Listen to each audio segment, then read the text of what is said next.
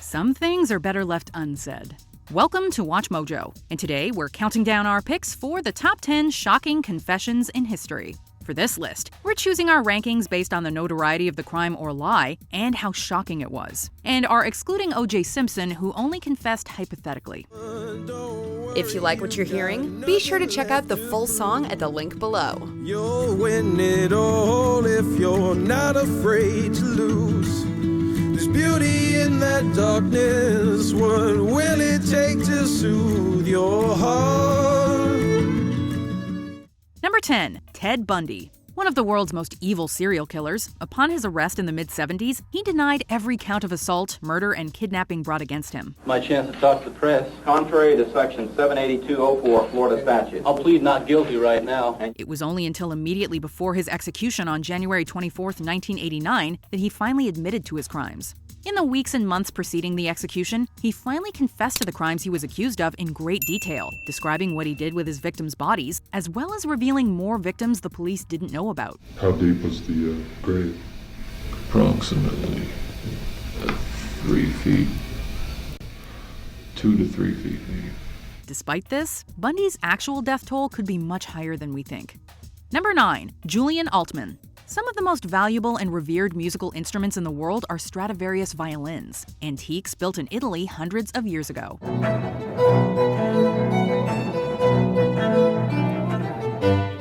One in particular from 1713, currently known as the Gibson X Huberman Stradivarius, was stolen from a virtuoso called Bronisław Huberman in 1936 by struggling musician Julian Altman. For half a century, it remained lost, until on his deathbed, Altman confessed to his wife that he was in possession of the violin, telling her where to find it.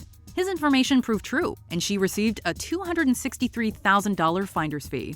It was last sold to violinist Joshua Bell for almost $4 million. It's a notorious instrument that I already knew about, so I played a few notes on it, and that was it. I was hooked. Number 8. Margaret Gibson. In 1922, Hollywood director William Desmond Taylor was shot dead in his Los Angeles bungalow, a crime that went unsolved until 1964, when retired actress Margaret Gibson confessed to murder. Following a heart attack, Gibson knew she was about to die and told one of her neighbors that she had been the one to kill Taylor all those years ago. Police can neither prove nor disprove this admission, and while it doesn't conflict with the information they know about Taylor's murder, all of the police files relating to it had mysteriously vanished by the 1940s. Though Gibson did once become hysterical after seeing a piece about Taylor's unsolved murder on TV. Number 7. Naaman Diller's widow. In 1983, one of the most successful art heists in history was pulled off. At the time, police had few to no leads about who stole a collection of antique timepieces from the LA Mayer Institute for Islamic Art in Jerusalem, one of which was owned by Marie Antoinette, the last queen of France, and which were worth a few $1 million. But then in 2008, they heard from the widow of notorious Israeli art thief Naaman Diller, who had fled the country soon after the crime. He confessed to her 4 years earlier on his deathbed, and after charging the police $40,000 for her anonymous tip, she returned most of the stolen items. Number 6. Andre Agassi.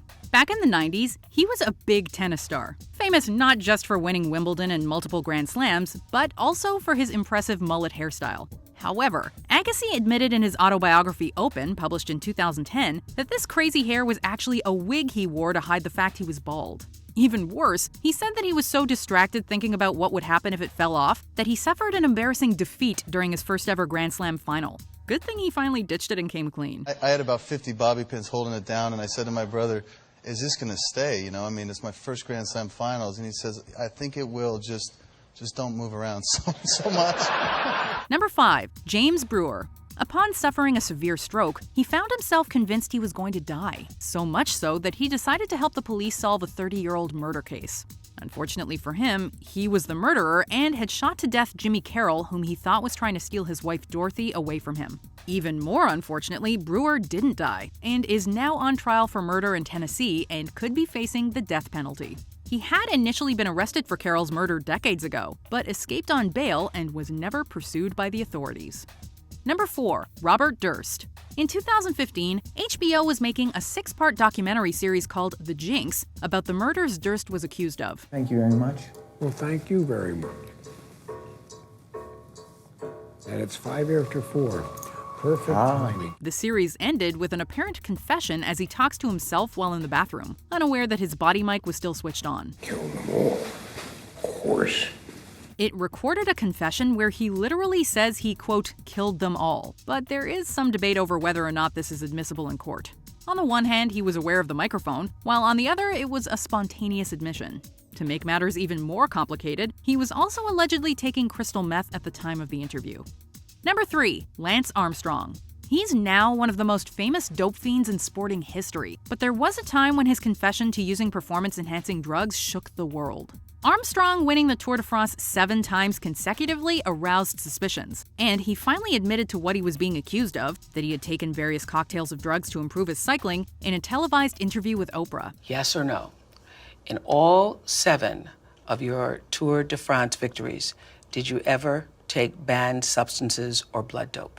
Yes. He was completely unapologetic and even blamed the drug abuse on the cancer he had survived, saying that after becoming so ill and then making a miraculous comeback, he just, quote, got carried away.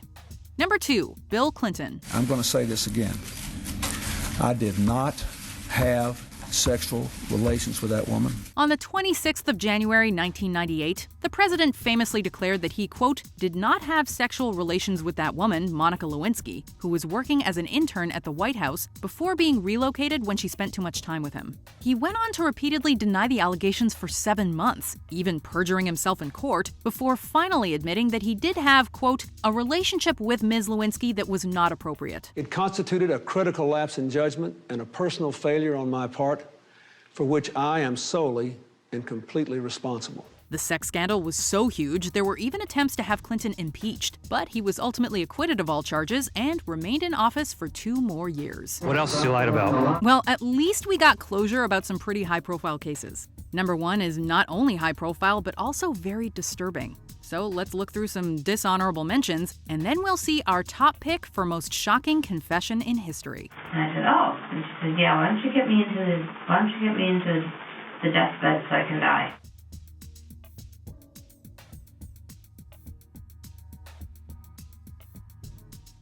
I need you to do me a huge favor. Listen right here. Can you please take your name off your phone? My wife went through my phone. Before we continue, be sure to subscribe to our channel and ring the bell to get notified about our latest videos. You have the option to be notified for occasional videos or all of them. If you're on your phone, make sure you go into your settings and switch on notifications. Number 1, Jeffrey Dahmer.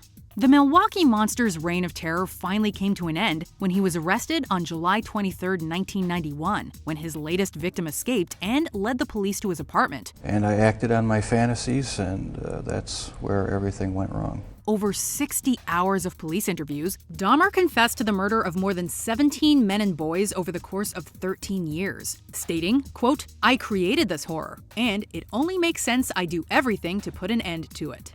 Even detailing his habit of preserving the entire skeletons of his victims. And once I saw that I had no choice but to face it, I decided to face it head on and make a full confession. His confession was nearly 250 pages long, and in 1994, a fellow prison inmate beat him to death. I knew I was sick or evil or both.